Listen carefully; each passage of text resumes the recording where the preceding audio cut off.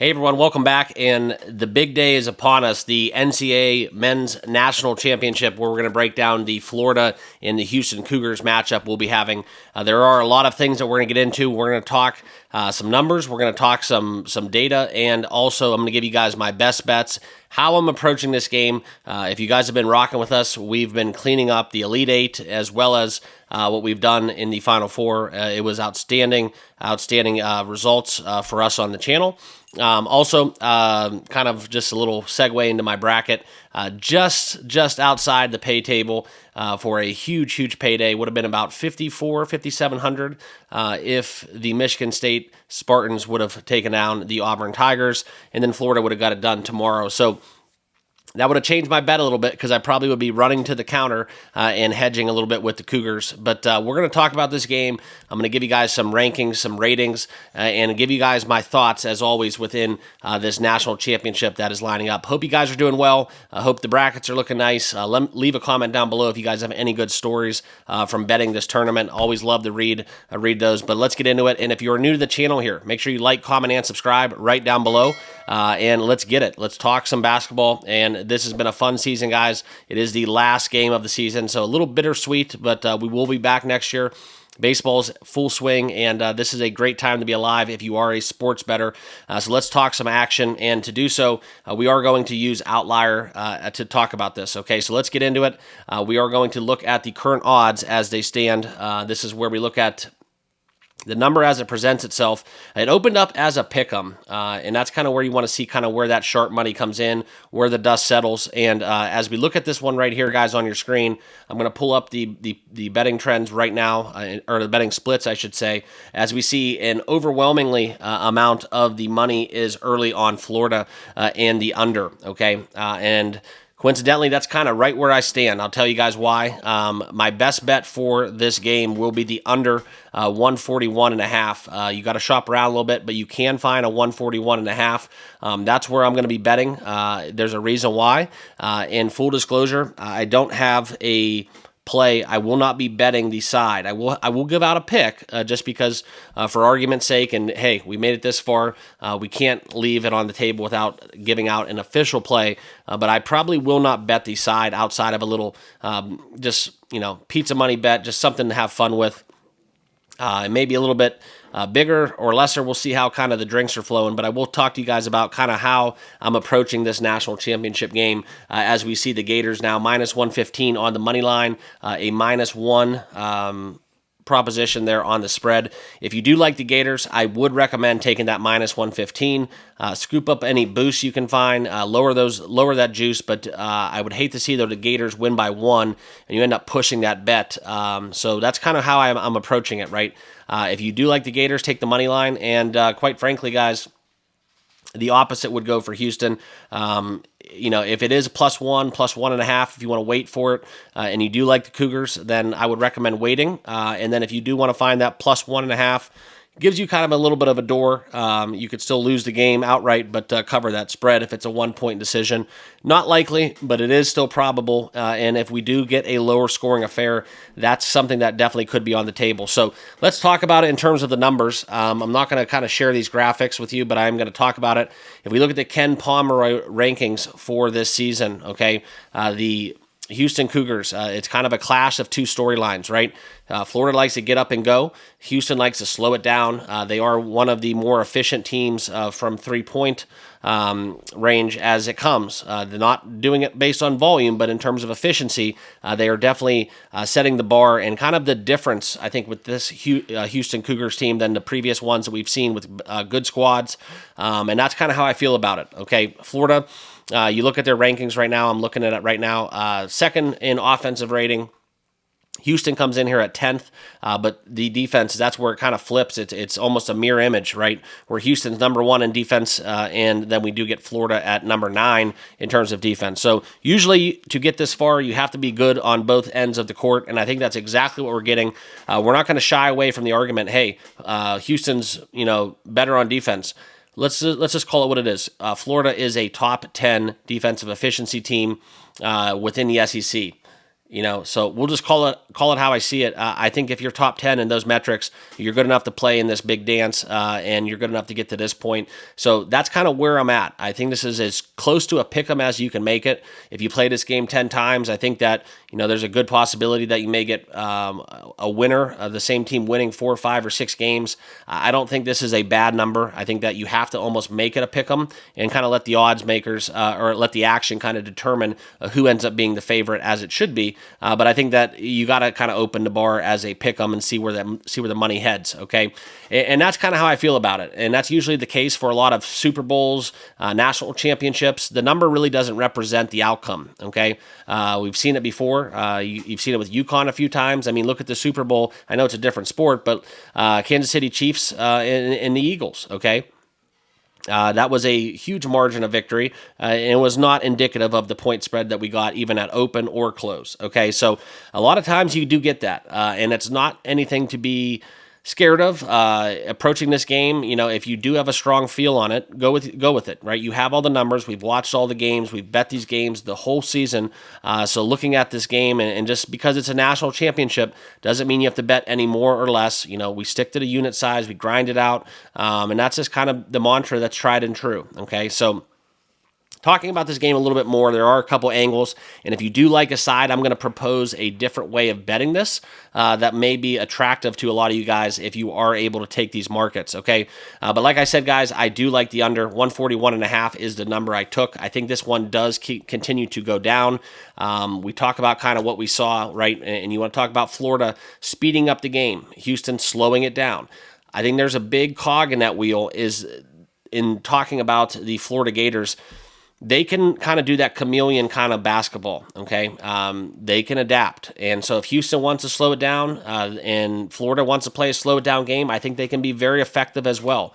A couple things give me pause for Florida, okay? So if you're not leaning towards the Gators, listen to what I have to say. I don't like how they managed the game under 2 minutes in the last game. I think this was very much, as much as Duke choked, I do also think that I'm worrying about kind of the 10 counts, the over and back, timeout, how they handle the jump ball situations, ball security. I don't like that poise that we saw out of a team that I would expect to see a little bit better of a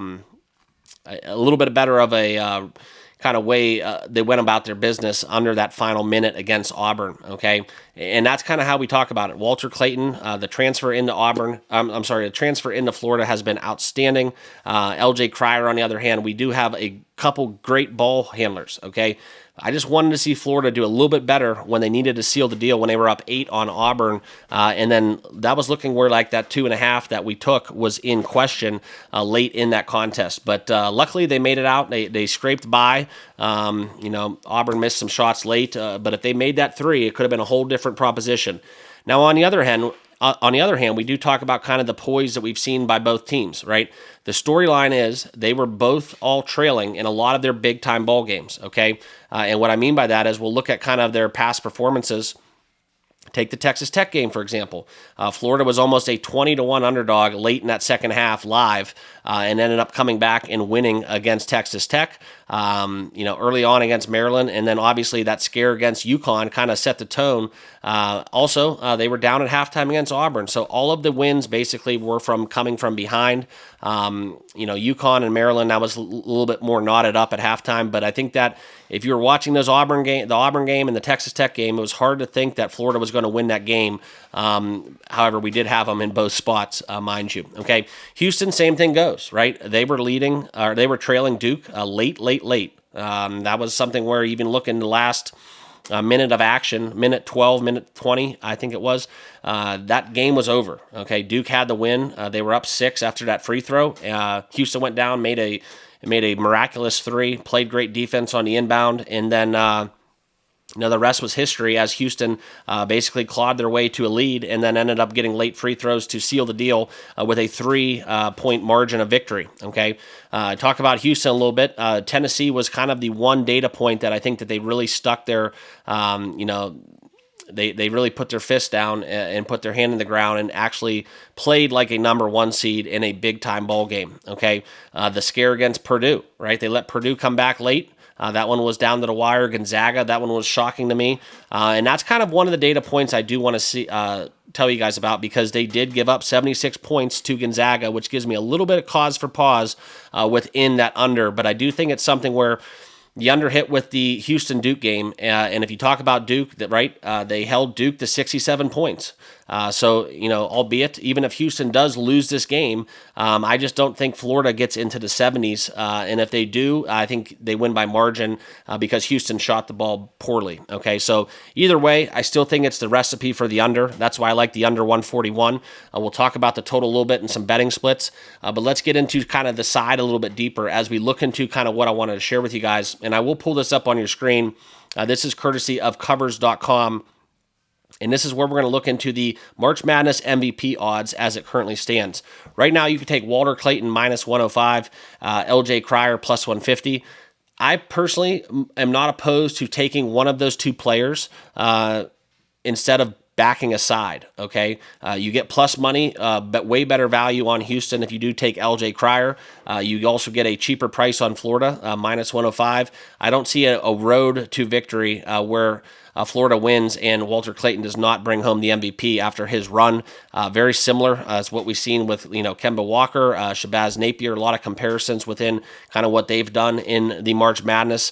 But I think this is kind of how I would play it if you were going to back a side. That's just kind of how I look at it, as more value. So if you like Houston, take LJ Cryer plus 150. I don't think that Houston wins and a Florida player would get the MVP. That's just me. Who knows? These MVP awards are kind of sometimes voted on before the game does settle. I don't think that's the case for this one. I think that it will be kind of just one of those, hey, Houston won, we'll give it to the best player who played the best throughout the tournament, and that is LJ Cryer. So just a way to look about it.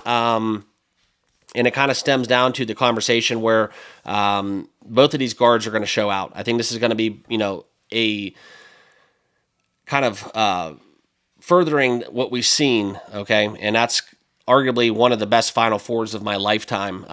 Both games fully delivered. And then you talk about this national championship game, I expect nothing less than a outstanding performance. And that's kind of how I'm playing it. So my best bet I'm giving out to you guys is the under 141.5. That's my best bet. That's what we're going to give out as the official play on the channel. That's my handicap. But I will tell you guys, if you do like the side of Florida, look into Walter Clayton, minus 105 for MVP. And if you do think Houston, I would call it an upset because a lot of people think that Florida was the overall number one seed. I'm in that camp. I made my bracket out. Like I said, I have Florida over Houston in my bracket. But I will tell you guys, when I made that, there was a lot of time that has passed since that bracket was filled out to where we are at right now with the handicap. And so that's something where, you don't just bet this game based upon your bracket. If you need Florida, unless you're trying to hedge, okay, keep that in mind. But if you have Florida winning at all, there's no, participation trophy. There's no pride award where you have to bet the team that you have coming out of your bracket. If you think Houston's going to win tomorrow, and then take Houston, but just don't take Florida because you have them coming out of your bracket and winning it on your bracket. That's kind of just a little message for me. But also, I do want to talk a little bit about a little other aspect of the handicap, and that is going to be age, okay, and experience. I think that both of these teams are very much experienced. They're ready for the show.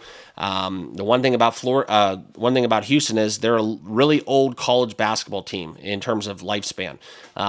They have a lot of seasoned veterans, and I think that is something that is an advantage.